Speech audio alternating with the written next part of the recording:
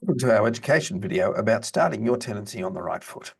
My name is Mark Fiddler and I will be talking you through the steps that should be followed to ensure your tenancy starts the right way. We will discuss what the agreements that the Residential Tenancies and Rooming Accommodation Act of 2008 covers, what to be aware of before your tenancy starts, then take a look at the documentation required to start your tenancy before finishing with a summary of what you need to know. Now, the RTA would like to advise that the information provided within this video is general advice only and is not legal advice. Please refer to the Residential Tenancies and Rooming Accommodation Act of 2008 or obtain your own legal advice. The Residential Tenancies and Rooming Accommodation Act covers three main types of tenancies. General tenancies, these are flats, houses, units, townhouses and granny flats. Generally, this is a self-contained situation and you have access to the full property. Movable dwellings, now these are for tenancies in caravan parks, whether you rent a van, a site or both within the park. This does not include manufactured home tenancies.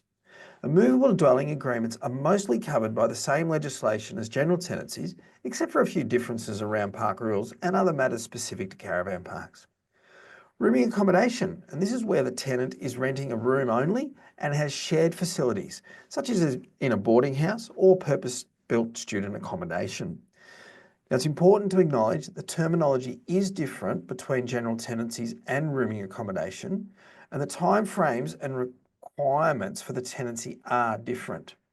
It's also important to note that the Act does not cover boarders and lodgers, educational institutions, on-campus accommodation, commercial leases, the first 13 weeks of approved supported accommodation, and temporary refuge accommodation. Once you've navigated the application process and been approved to rent a property, there are a couple of things to be aware of. The prospective tenant must be given a copy of the proposed tenancy agreement before they commit to the tenancy. Before the tenant commits means before they pay any money or sign the agreement. The proposed agreement should be completed except for a name, a start date, and any attachments such as body corporate bylaws, park or house rules. Now, by giving the prospective tenant a copy of the proposed tenancy agreement, this will give them an opportunity to read and understand what the terms are, how rent will be paid, and any special terms.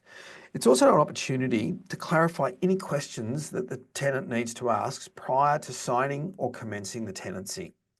It's also worth noting here that when it comes to making a payment of rent in advance, a tenant cannot be asked for nor make an offer of more than the maximum allowed, which is 4 weeks rent for general fixed term agreements or 2 weeks rent for general periodic agreements, movable dwelling agreements or rooming agreements. So as I mentioned, there are 3 tenancy types covered by the Act. Each tenancy type has different forms, so we're just going to have a quick look at what forms are required for each tenancy. Generally, there's 4 forms required to start the tenancy: the agreement, an entry condition report, bond lodgement form, and also an information statement. Now, we will look at the requirements for each form in detail in a moment. Please be aware of the different form numbers for general tenancies and movable dwelling tenancies. As mentioned earlier, both are mostly covered by the same legislation, but there are some differences with these initial forms required to start the tenancy. And one thing I will mention here is that all rooming accommodation specific forms start with an R. As indicated on the slide, the rooming agreement is an R18 and the condition report is an R1. Other forms used exclusively for rooming agreements also start with an R. You'll also notice here that there's no information statement required to be provided for rooming accommodation residents. The RTA website does contain a number of resources that can assist a resident throughout the tenancy, and we would encourage parties to search rooming accommodation on our website to access them. And while talking about information statements, it's also worth noting that the 17A is available in 8 different languages, and these again are available from our website. Now, when it comes to units or townhouses, body corporate bylaws may be applicable, so please ensure that the tenant is provided the current copy of the bylaws. I will discuss bylaws along with park rules and house rules in a little more detail shortly. It is a requirement under the Act that all agreements are provided in writing, and there should not be any surprises, as the tenant should have been provided a copy before committing to the tenancy, and all the standard and special terms should have been in there. The form should be checked and double-checked by both parties, and particular attention should be paid to the contact details, amounts, dates, and any inclusions for the tenancy. It's important that details are correct, as once it's signed, it may be too late to make alterations or corrections. And if not already done, any special terms contained in the agreement should be discussed to ensure understanding and that the parties agree to them. Once the tenant signed the agreement, the property manager or owner has 14 days, that's for general and movable dwelling tenancies, to provide a fully signed copy back to the tenant. Now, this time frame is only 3 days for rooming accommodation residents.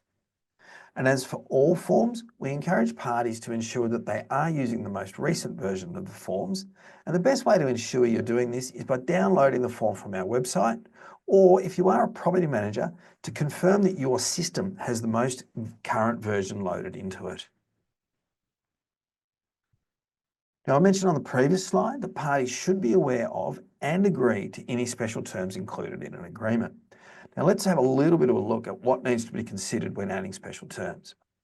As mentioned, they are negotiable and should be discussed prior to the tenant signing the tenancy agreement and can include details about keeping a pet, water charging, or even garden requirements and how to maintain it.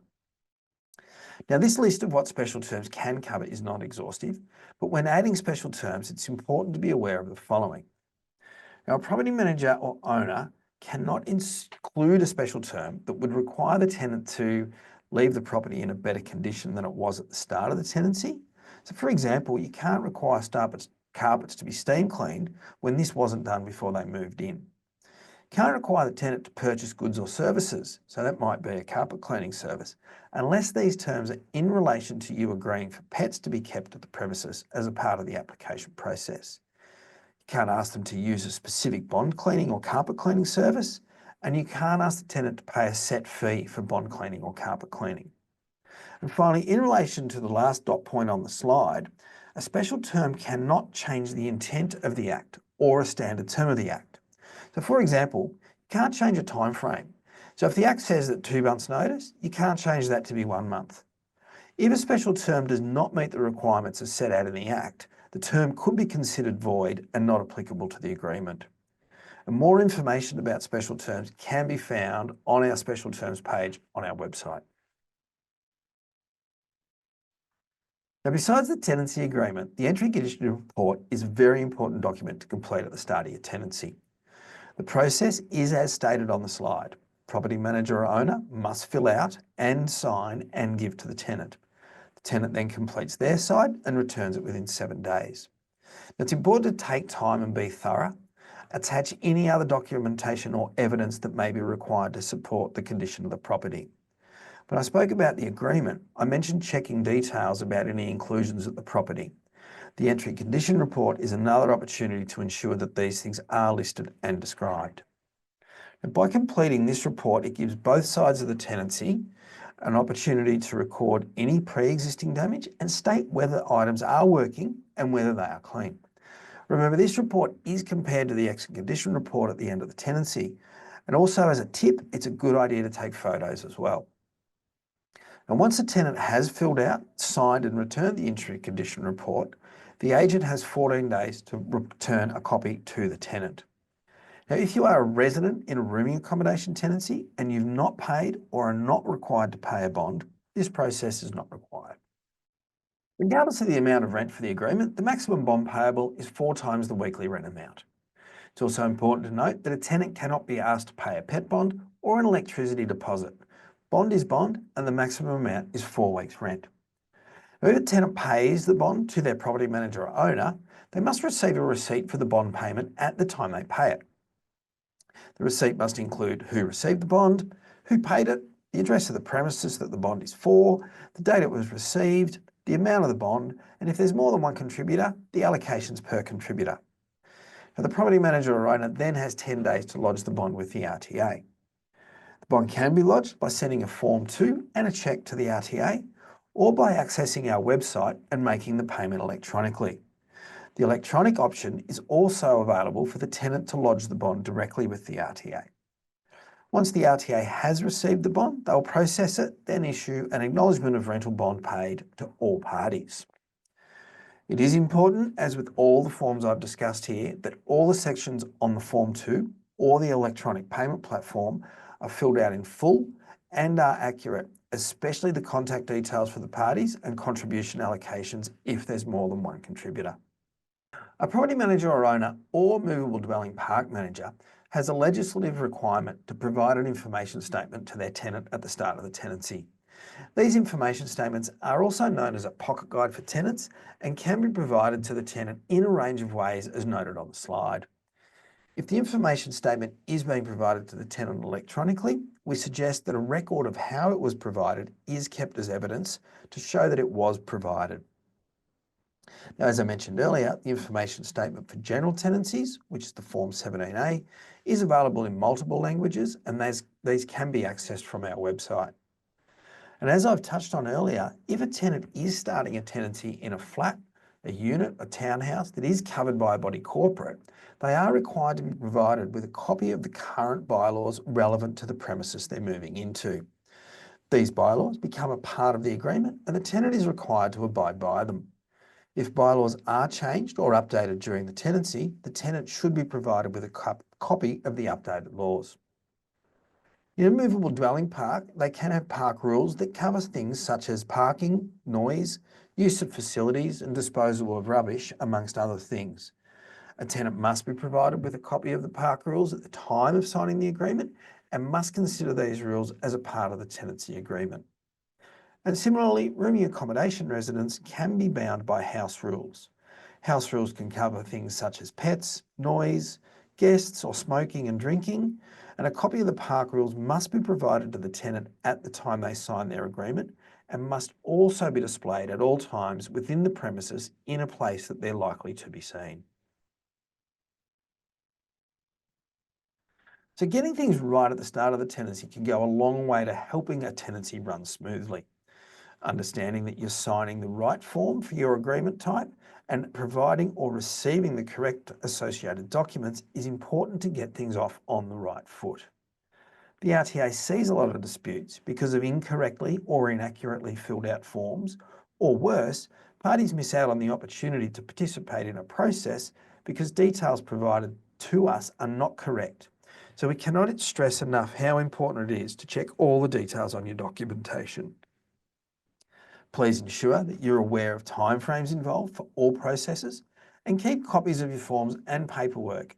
And again, we encourage the use of our website to ensure you are using the latest version of our forms. Parties involved in a tenancy should talk to each other right from the start of the tenancy and continue to communicate throughout it. We hope that by listening to what we've discussed and applying it to your situation, that your tenancy starts off well and continues in the same way.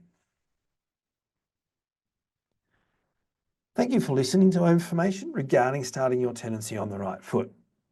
Further information about what I have discussed today is available on our website at www.rta.qld.gov.au or through our other channels, including our YouTube videos and podcasts. Our friendly contact centre staff can also assist with your tenancy or bond queries on 1300 366 311. And to stay in touch and receive regular updates from the RTA, we encourage you to sign up for our monthly e-newsletter or follow us on LinkedIn using the details on the screen.